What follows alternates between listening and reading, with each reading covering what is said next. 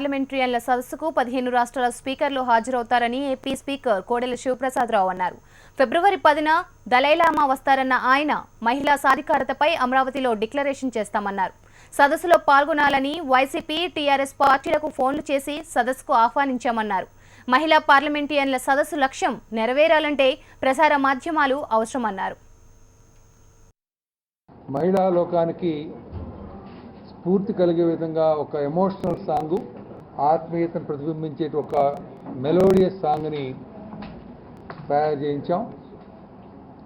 వాటిని కూడా ప్రసారం చేయమని, అదేవిధంగా సినిమా హాల్స్లో చిన్న చిన్న వీడియో క్లిప్పింగ్స్ తయారు చేసి ప్రచారానికి ఉపయోగించమని రిక్వెస్ట్ చేయడం జరిగింది. అనేక రాష్ట్రాల స్పీకర్ 29 రాష్ట్రాల స్పీకర్లతో కూడా నేను మాట్లాడాను 2 సార్లు. కొంతమంది ఎలక్షన్లు ఉన్నాయని, కొంతమంది బడ్జెట్ సమావేశాలు ఉన్నాయని చెప్పినప్పటికీ మేము రావాలనుంది, ఏమాత్రం అవకాశం ఉన్నా వస్తామని. సుమారుగా 29 మందిలో 15 మంది స్పీకర్లు వస్తామని చెప్పారు.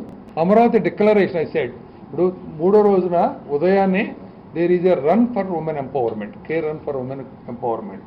దాంట్లో ఒక 5,000 నుంచి 8,000-9,000 మంది పార్టిసిపేట్ చేస్తారని మేము ప్రయత్నం చేస్తున్నాం.